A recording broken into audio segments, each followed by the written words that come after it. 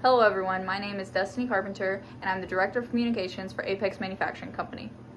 I would like to address what we currently know about the ongoing situation at our Greenville, South Carolina plant.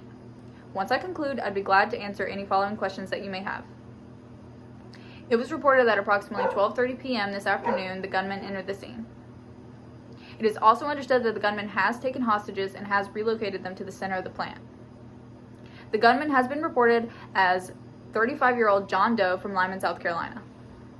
This situation is still active, but I would like to open the floor to any questions that you may have.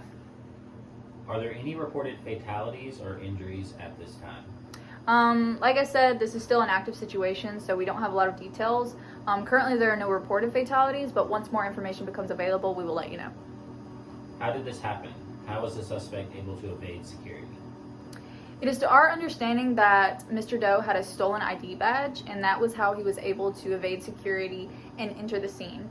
But again, we don't have all the information yet. Isn't it true that Apex officials were aware of Doe's anger issues and had received complaints from coworkers that they felt unsafe around him, yet they didn't terminate his employment immediately? Couldn't this situation have been prevented?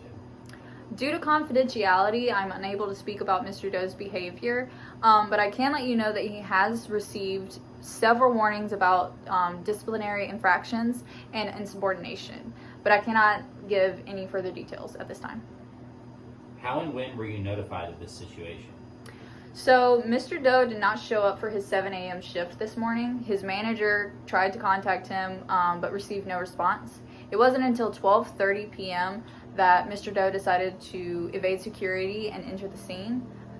His manager, one of his hostages, alerted Human Resources, and Human Resources alerted other managers, and then finally alerted law enforcement. Is the alleged suspect cooperating with law enforcement officials and hostage negotiators at this time? Currently, we don't really know the information. We do know that we are in contact with both the gunman and law enforcement, but as for his cooperation, we are unaware at this time. That is all the time that I have for questions today. Thank you for listening.